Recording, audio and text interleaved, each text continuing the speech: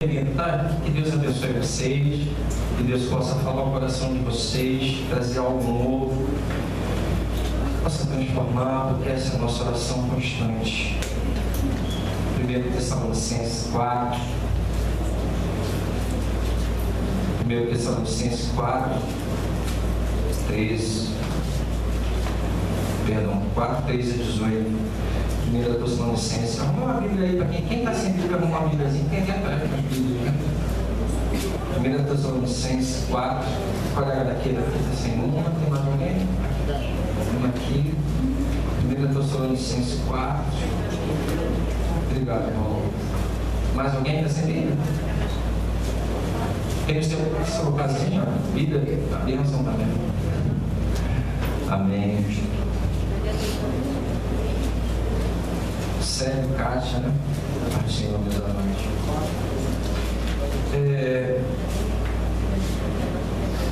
A partir do versículo 13, diz assim: não queremos, porém, irmãos, que sejais ignorantes com respeito aos que dormem. Esse dorme aqui é um eufemismo, né? Da morte. Eufemismo é quando você usa palavras mais suaves para falar algo duro, né? Com respeito aos que dormem, para não vos entristecerdes com os demais que não têm esperança. Pois se cremos que Jesus morreu e ressuscitou, assim também Deus, mediante Jesus, trará em sua companhia os que morreram.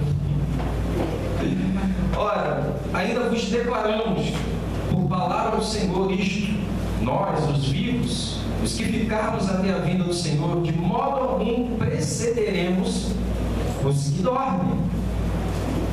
Porquanto o Senhor mesmo, dada a sua palavra de ordem, ouvida a voz do arcanjo e ressoada a trombeta de Deus, descerá dos céus, e os mortos em Cristo. O que significa mortos em Cristo? Os que entregaram a sua vida a Jesus morreram, né? Servindo a Ele. E os mortos em Cristo ressuscitarão primeiro. Depois nós, os vivos, os que ficarmos, seremos arrebatados juntamente com eles entre as nuvens. Aleluia. Para o encontro do Senhor nos ares. E assim estaremos para sempre com o Senhor. Consolai-vos, pois, uns aos outros com estas palavras. Amém? Senhor, nós estamos aqui nesta noite tratando do assunto da ressurreição, a nossa ressurreição, que está interligada à sua ressurreição. Pai, nós estamos aqui para falar de morte, pelo contrário, de vida e vida eterna. Senhor, nós pedimos que o Teu Espírito venha abrir os olhos espirituais de cada um, que a Tua palavra, que é martelo que esmiuça a penha, Senhor, venha quebrar os corações que por acaso estejam aqui empedernidos, Senhor. Que a Tua glória, Senhor, possa se manifestar e o Evangelho brilhar dentro dos nossos corações, Pai, de maneira gloriosa, para que nós possamos, Senhor amado, declarar Senhor, porque só pelo Espírito podemos dizer: Senhor Jesus é o Senhor. Por isso nos ajuda, Senhor. Fala aos nossos corações, ministra a nossa alma, Senhor. Nós precisamos, Pai querido, estar firmados na Tua palavra. Quantas palavras hoje são ditas dos púlpitos, Senhor, que não tem nada a ver com o Evangelho. Senhor, estamos cansados, Senhor amado, de autoajuda, estamos cansados, Senhor amado, de manipulações, mas nós queremos aqui ouvir a Tua palavra, porque é ela que liberta, é ela que encoraja, é ela que firma o homem, Deus amado, num relacionamento contigo. Por isso, Deus amado, nos ajuda, a começar por mim, porque a Tua palavra, Deus amado, é faca de dois gumes. Que eu diminua e Tu cresças, em nome de Jesus. Amém. O tema dessa noite é renovados para uma viva esperança, ou regenerados para uma viva esperança. Bem, a igreja que está aqui na cidade de Tessalônica, ela é fruto da segunda viagem missionária que o apóstolo Paulo havia feito. Está lá em Atos 17, 1 a 9, se você quiser depois olhar. Depois de ele ter sido milagrosamente liberto junto com os senhores da prisão ali em Filipos. Tessalônica era uma cidade comercial e a capital, né, da Macedônia. A Macedônia é a cidade de quem? Quem veio daqui da Macedônia? Alexandre? Né? Alexandre o Grande. Quando Paulo está ali, está sendo importunado pelos judeus, ele está sendo ali perseguido pelos judeus quando está pregando, porque não há diferença, né? Paulo ia para as cidades, ele começava a pregar, ele começava a falar de Jesus e da ressurreição, então isso começa a criar ali problemas muito sérios. E então começa a perseguição. E ele então vai para Atenas, fica em Atenas, aquele momento que a gente vê em Atos que ele está em Atenas, né? Mas ali ele fica muito apreensivo, porque pregou o evangelho lá em Tessalônica. Aí ele viu uma pessoa que tem um caráter mais pastoral, ao invés de evangelista. Quem é? Timóteo. Tanto é que a gente vai ver as cartas pastorais, Timóteo ali, ó, faça o trabalho de evangelista, porque todo pastor tem que fazer o trabalho de evangelista, mas ele não é, muitas vezes, o evangelista de ponta. Paulo já era aquele cara que ia abrindo caminho, era plantador de igreja, era grande evangelista. E ele envia Timóteo. Timóteo vai trabalhar dentro da igreja, Timóteo vai estar discipulando, Timóteo vai estar edificando, arruma menos problema do que Paulo, né? Indo lá para fora, pregando o evangelho, aquela coisa toda, e ele manda para lá. Depois, Timóteo se encontra com Paulo lá em Corinto, trazendo boas notícias. Olha, a igreja de Tessalônica está firme, eles estão crescendo, caiu em boa terra a semente do evangelho. E Paulo então se alegra de maneira tremenda com essa notícia. Isso aí é no ano 50 depois de Cristo. Ele vai escrever primeiro Tessalonicenses, né? Que é essa carta que está escrita aqui. Ele, feliz pelas notícias que chegaram a ele através de Timóteo, ele então se dá a escrever a primeira carta aos Tessalonicenses, no ano 50 mais ou menos. Mas há um problema ali que está acontecendo. Há um problema que está acontecendo na cidade de Tessalônica, porque muita gente está triste, ficava triste quando as pessoas morriam. Gente queridos, irmãos da igreja, eles morriam, eles ficavam desesperados, né? Eles entravam numa dor amarga. E a gente sabe, né, que quando a gente perde uma pessoa querida, um ente querido, a tristeza é aceitável, a solidão também, a gente fica sentindo falta daquela pessoa que a gente ama. Mas nunca a dor amarga e o desespero. O que estava acontecendo com aqueles cristãos, eles estavam sentindo uma dor terrível. Eles estavam amargurados, eles estavam desesperados por causa da morte. E aí Paulo vai começar a escreve esse texto aqui que a gente acaba de ler, para fortalecê-los quanto à partida daqueles que tinham dormido, que tinham morrido. Porque ele sabia, olha, há uma ressurreição, há uma vida após essa que vocês estão vendo. E eles acreditavam nisso. Eles acreditavam na imortalidade da alma. Até mesmo porque 500 anos antes, vamos entender que Tessalônica é uma cidade grega. E um grande vulto grego, que era Platão, 500 anos antes, já havia pregado sobre o quê? Sobre a alma. Ele dizia que o corpo era a prisão, e quando o homem morria, a alma era liberta. Então, na verdade, o corpo era a prisão da alma, não era visto como uma coisa boa. E vem o cristianismo dizendo, olha, Deus vai ressuscitar o corpo. Então, para eles havia uma grande diferença, eles entendiam a imortalidade. Platão é o cara que vai pregar a tramitação da alma, ou seja, a alma vai, né, vai e volta, se liberta, mas há uma diferença muito grande de você acreditar na ressurreição, que essa alma vai encontrar o corpo novamente. E Paulo então escreve para eles sobre isso, né? Ele vai começar a explorar a questão da ressurreição do corpo. Porque para Platão tudo que existia aqui era a sombra daquilo que é o real, né? É o chamado mundo das ideias de Platão, né? Na verdade, Santo Agostinho vai fazer isso, vai escrever um livro chamado Cidade de Deus e Cidade dos Homens, fazendo justamente essa divisão. O cristianismo ocidental abraçou a visão platônica demais, chamada neoplatonismo, né? Neoplatonismo, quando você mistura a religião com a filosofia. Bem, em nossa era, quando se fala de ressurreição, ouvimos várias posições. Estamos trazendo para hoje agora, quando se fala de ressurreição. Quando a gente fala de ressurreição, um grupo, ao ser perguntado sobre para onde vai sua alma depois da morte, ele vai afirmar: bem, após a morte voltaremos reencarnados em outro ser vivo. Esse é um grupo que vai falar sobre isso. Olha, muito parecido com o que Platão ensinou, né? Então ele vai dizer isso: olha, vai reencarnar dependendo do que você fez, né? Se você fez durante a vida, né? Você pode voltar como outro ser humano, dependendo do que você vai pagar aí pelas suas ações, né? Reencarnação. Um outro grupo afirma que a alma após a morte será extinta. Na verdade, é um dos cristãos, dos grupos cristãos, que prega isso, né? Que aquele que não é cristão, não haverá um local de condenação, a alma será extinta. Vocês estão conseguindo acompanhar? Está meio pesado. Os existencialistas afirmarão que após a morte segue-se nada, acaba-se tudo por aqui mesmo. Os existencialistas, os materialistas, no sentido de quem só crê na matéria, não o materialista que gosta de dinheiro, tá? Materialista, aqueles que só acreditam na matéria. Eles estão também, vão dizer que, olha, a alma, que alma? Não existe nem alma, isso é coisa de Platão, né?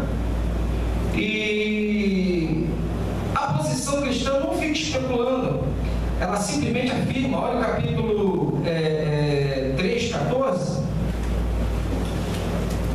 4:14, perdão, vai dizer assim, de Tessalônica mesmo, Tessalonicenses: pois, se cremos que Jesus morreu, ressuscitou, assim também Deus, mediante Jesus, trará em sua companhia os que dormem.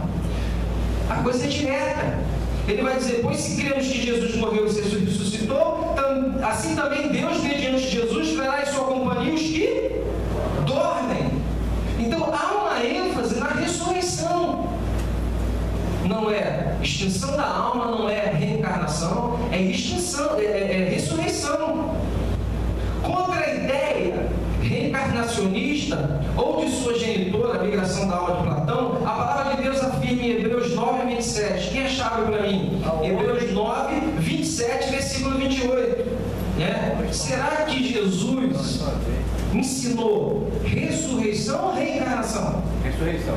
Então vamos ver o que ele fala aí no Hebreus capítulo 9, versículo 27 e 28. O homem está ordenado. Pode falar, pode ler, por favor. 27 e 28. E assim O homem está ordenado. Esse E assim como os homens estão ordenados morrerem uma só vez, vindo depois disto o juízo.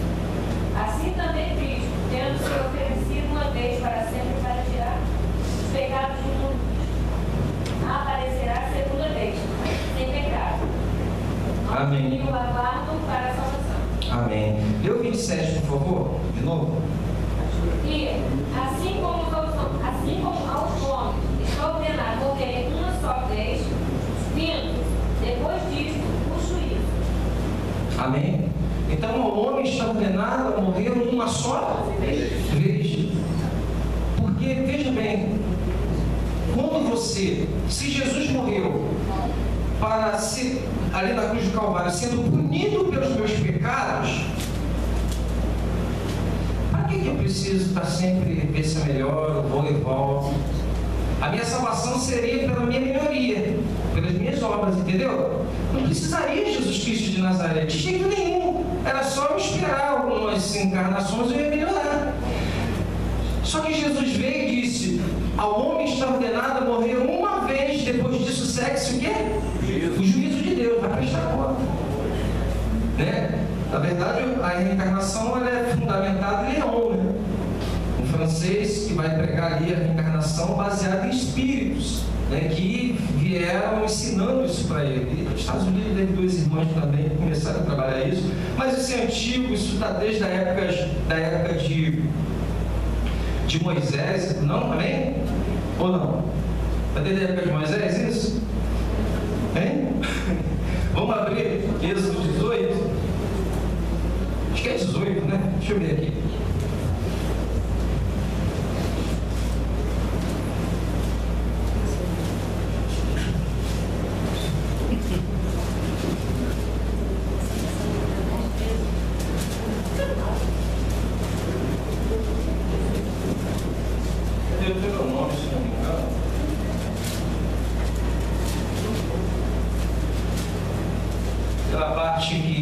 a ti, porém, não foi permitido tal coisa. Olha, se você me lembra, você me ajuda a lembrar?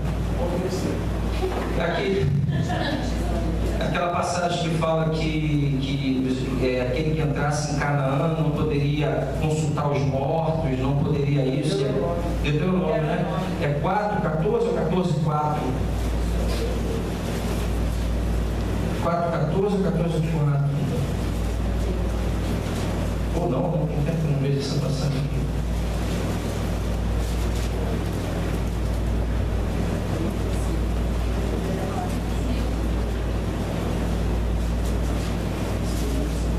É isso mesmo, ó. 4:14.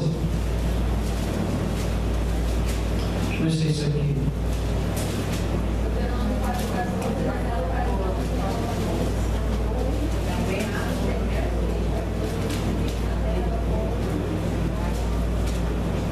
Deixa eu ver aqui.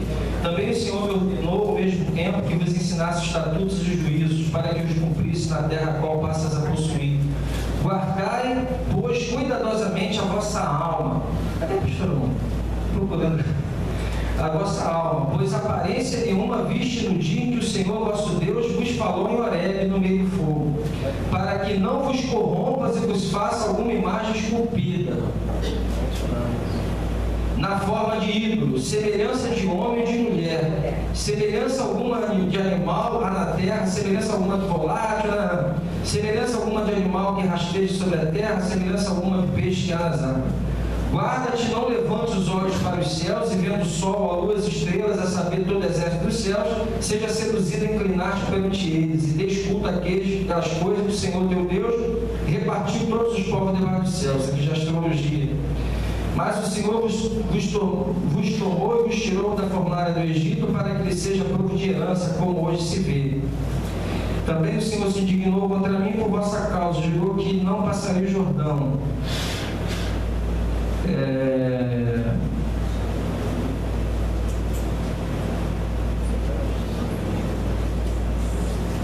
Você vai procurando para mim, eu vou continuar, ver se tu acha para mim aquela parte que ele fala para não passar os filhos pelo fogo, consultar os mortos, essas coisas. Você acha para mim? Entra um assunto no outro aqui, a gente acaba fugindo. Mas, entrando aqui, né, voltando aqui, essa é a resposta da palavra de Deus contra a parte da reencarnação. Contra a extinção da alma dos não cristãos, a palavra declara em Lucas 16:9. Vamos abrir e orar muito? Achou aqui na internet, é Deuteronômio 18:10.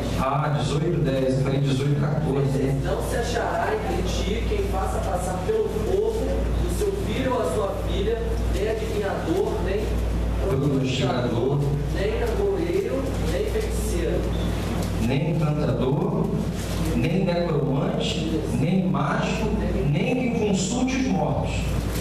E geralmente, né, as seitas que trabalham com isso consultam as pessoas que morreram. Pois todo aquele que faz tal coisa é abominação, Senhor. E por estas abominações o Senhor teu Deus os lança de diante de ti. Perfeito serás para com o Senhor teu Deus, porque estas nações que há de possuir, houve os prognosticadores e os adivinhadores, porém a ti teu Deus não permitiu tal coisa. Então, quem quiser fazer, faça, mas o povo de Deus, esse Deus é um Deus zeloso, né? Ciumento. Obrigado, tá, meu irmão?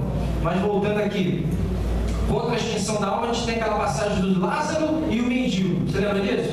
Que Lázaro está no seio de Abraão e o mendigo no inferno. Aí diz que um não pode passar para lá, o outro não pode passar para Abraão, né? O seio de Abraão. A gente tem essa passagem. Depois você tem Mateus 18:8-9, que diz assim: se teu braço te faz pecar, arranca ele, pois é melhor você entrar no céu sem um dos braços do que tendo os dois ser lançado no... Então Jesus vai falar do inferno, não de extinção de alma. Essa parte está em Mateus 18:8-9. Em Mateus 10:28, eu vou trabalhar com você essa passagem, que ela é um pouquinho mais trabalhosa. Ele diz assim, Mateus 10:28. Lucas, né? Você falou Lucas o quê? Lucas 16:19, Mateus 18:8-9 e agora Mateus 10:28. Diz assim: não temas os que matam o corpo e não podem matar a alma. Temei antes aquele que pode fazer perecer no inferno tanto a alma como o corpo. Né? Essa parte aqui de alma é psique no grego, né? Psique. Só que a palavra psique pode ser usada tanto para aquilo que não se extingue, que é a alma, né? Quanto para a mente. Ela pode ser usada para os dois. Por isso que aqui está, em alguns lugares você vai ver pneuma, que é espírito, em outras passagens.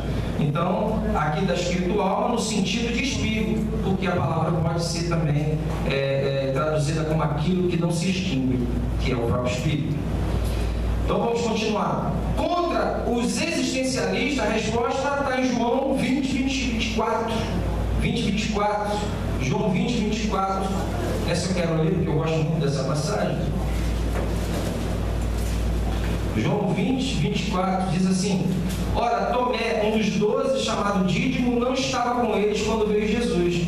Disseram-lhe então os outros discípulos: vimos o Senhor. Mas ele respondeu: se eu não vir nas suas mãos o sinal dos cravos, e ali não puser o meu dedo, e não puser a mão no seu lado, de modo algum acreditarei. Quem é esse cara aqui? O cético, o incrédulo, que quer tocar nas coisas, né? Graças a Deus, porque tem Dídimo aqui, Tomé, que passou também por uma crise existencial, uma crise de fé, né?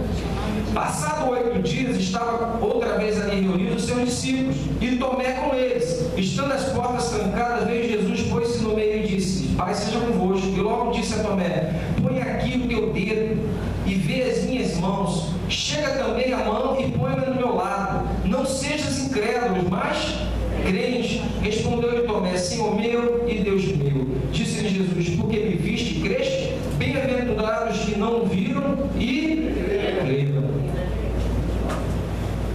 É importante isso, porque na verdade você só consegue crer quando o Espírito Santo, na verdade, te revela isso, né? Eu fico vendo muita gente tentar crer e não consegue, né? Eu lembro daquela passagem que quando Jesus pergunta, né, quem diz que sou? Todo mundo: eu sou profeta, sou ele. Tu és o Cristo, Filho do Deus vivo. Aí Jesus vai falar para Simão: bem-aventurado é Simão Barjonas, porque não foi carne nem sangue, ser humano, quem te revelou isso, mas meu Pai que está no céu. Então, se não houver revelação, é complicado. Jesus, certa feita, diz assim: graças te dou, ó Pai, porque revelaste essas coisas, não os sábios entendidos desse século, mas aos pequeninos. Isso é lindo, né? Isso é uma coisa maravilhosa, porque a gente vai trabalhar essa questão aqui um pouquinho mais para frente. Por quê? Bem, queridos, como será então a nossa ressurreição? A palavra de Deus diz que primeiro os mortos em Cristo ressuscitarão primeiro. Olha lá em Tessalonicenses. Estão com o dedo de Tessalonicenses? Não, já saiu. Tessalonicenses 4,16. Portanto, o Senhor mesmo, dada a sua palavra de ordem, ouvida a voz do arcanjo e ressoada a trombeta de Deus, descerá dos céus, e os mortos em Cristo ressuscitarão primeiro. Então, o tempo todo a palavra de Deus vai falar de ressurreição, né? Então, a primeira pessoa a ressuscitar, quem foi a primeira pessoa a ressuscitar? Quem foi? Jesus. Quem foi a primeira pessoa a ressuscitar? Jesus. Amém, gente. Muita gente diz assim: pô, eu não sei se vai ser ressurreição, não. Eu não vi nunca ninguém voltou de lá dizendo: Jesus voltou.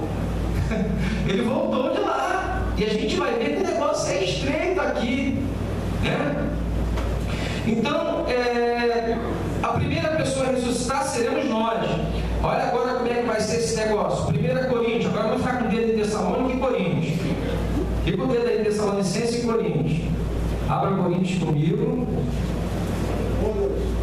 Coríntios 15, 1 Coríntios 15, 35 em diante. Ó. Então, quem será primeiro ressuscitado? Os mortos em? O versículo 15, o capítulo 15, versículo 20 diz assim: mas de fato Cristo ressuscitou dentre os mortos, sendo ele as primícias dos que dormem. O primeiro dos que dormem, dos que morreram. Troca essa palavra dormem com morrer, tá?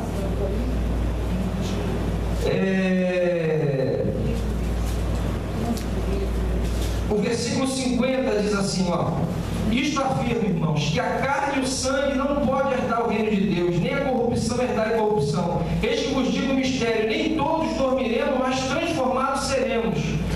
todos, no momento, no abrir e fechar de olhos, ao ressoar da trombeta, soará, os mortos ressuscitarão, incorruptível, e nós seremos transformados. Amém? Então os mortos ressuscitarão primeiro, e nós seremos transformados. Aleluia. Então a escala é essa, né? Aí você vai dizer assim: pô, mas como é que você ressuscitar? O cara morre, vira pó, porque vai ser incinerado lá, ou a minhoca vai acabar e Deus vai ressuscitar? Vai. Como é que é isso, pastor? Como é que vai ressuscitar tudo? Você lembra de Ezequiel 37, que Deus disse: olha os vários dos ossos secos, Deus pode criar tendões. Mas ele traz uma resposta mais convincente aqui no versículo 35. Mas alguém dirá: como ressuscita os mortos? Essa é a pergunta deles. E em que corpo vem? Paulo vai dizer: insensato, que semeia não nasce primeiro para morrer. E quando semeias, não semeias o corpo que há de ser, mas o simples grão. Você joga um grão e nasce um corpo de milho.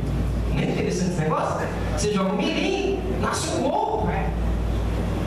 Né? Ele vai dizer: e quando semeias, não semeias o corpo que há de ser, mas o simples grão, como de trigo ou de qualquer outra semente. Mas Deus lhe dá corpo como lhe aprouver dar, e a cada um, uma das sementes, o seu corpo apropriado. Nem toda a carne é a mesma, porém, uma é a carne dos homens, outra dos animais, outra das aves, outra dos peixes. Também há corpos celestiais e corpos terrestres. E sem dúvida, uma é a glória celestiais e outra dos terrestres. Uma é a glória do sol, outra a glória da lua, e outra a das estrelas, porque até entre estrela e estrela há diferença de esplendor. Pois assim também é a ressurreição dos mortos. Semeia-se o corpo na corrupção, ressuscita-se na incorrupção. Semeia-se em desonra, ressuscita em glória. Semeia-se em fraqueza, ressuscita em poder. Semeia-se corpo natural, ressuscita o corpo espiritual. Se há corpo natural, há também corpo espiritual. Então isso é tremendo. Os gregos estavam achando que não existia esse negócio, a libertação da alma acabou. Mas Jesus está falando o seguinte: Paulo, não é isso. Assim que houver ressurreição, a alma voltará a unir-se ao corpo. Mas o corpo glorifica. Mas pastor, isso é para todo mundo? Não. É para aqueles que colocaram a sua esperança onde? Na morte de Cristo Jesus.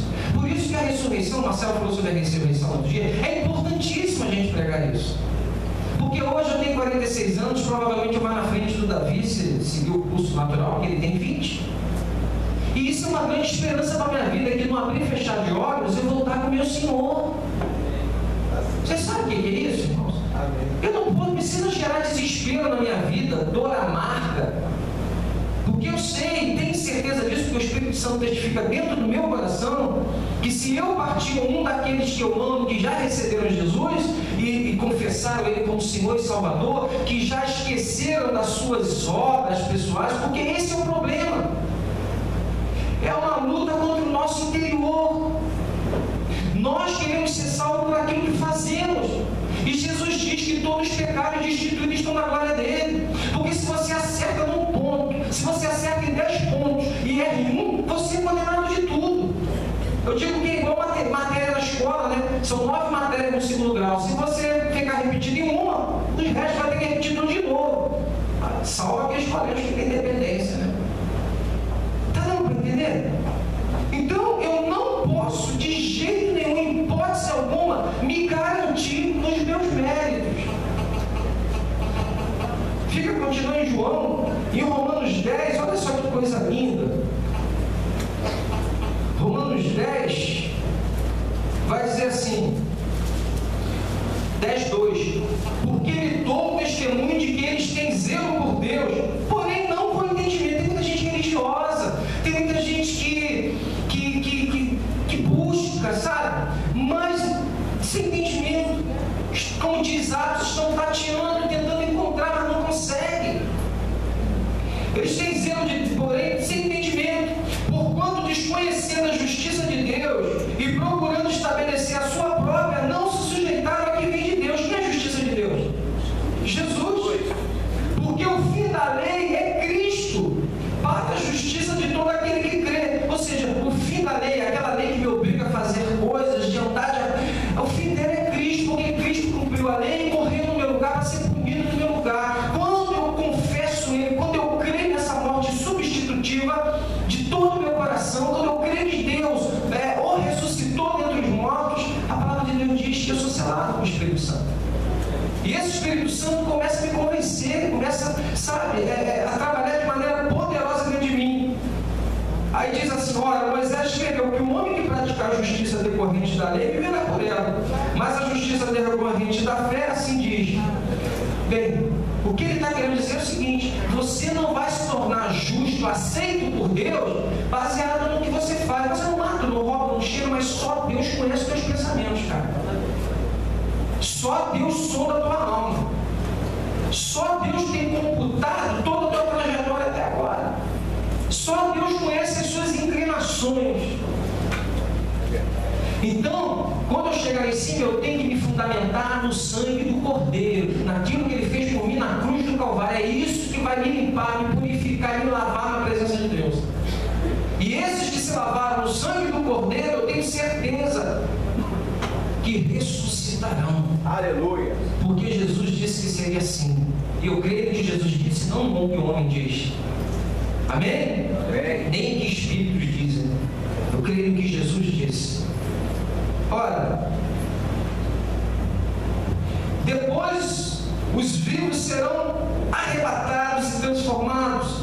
Lá em 1 Tessalonicenses, ele vai falar a mesma coisa, capítulo 4, versículo 17.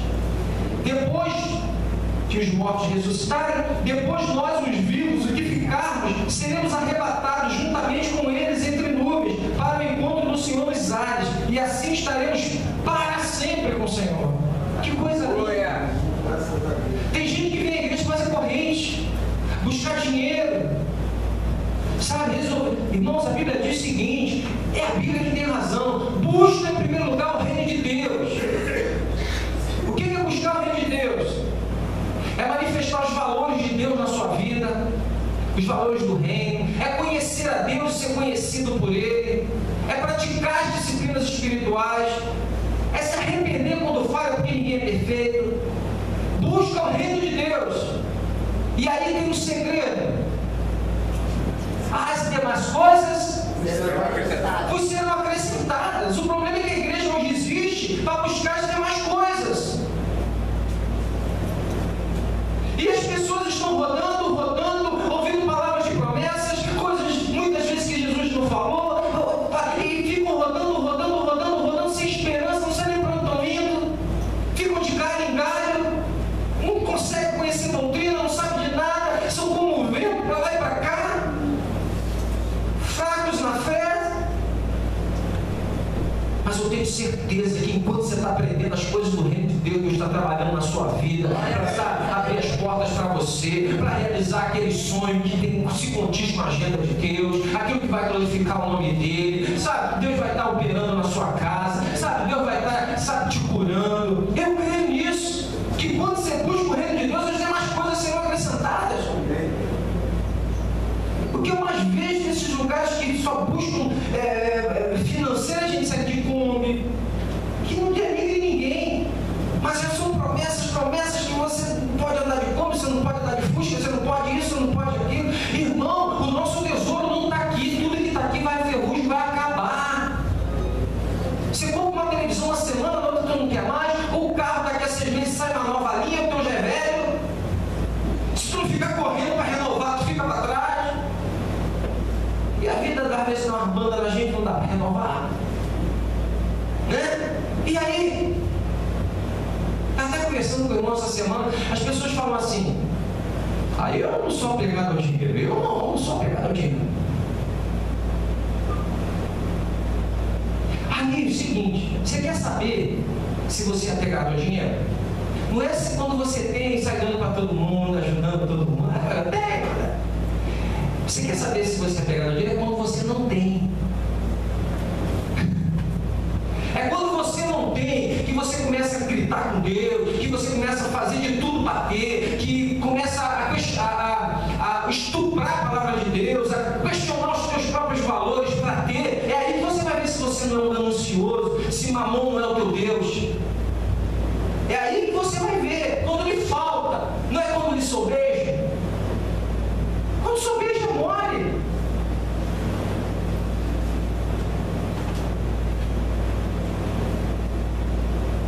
Amém? Você quer conhecer o teu coração? Vocês precisam conhecer o coração de vocês. A minha oração é que Deus revele o coração de vocês para vocês. Vocês verem o quanto vocês precisam de um Salvador. Sabe? Para vocês entenderem realmente a morte de Cristo naquela cruz. Que enquanto Deus não mostrar a podridão do seu coração, você não vai entender a cruz. Vai entender que é muito bom, eu sou muito certinho, eu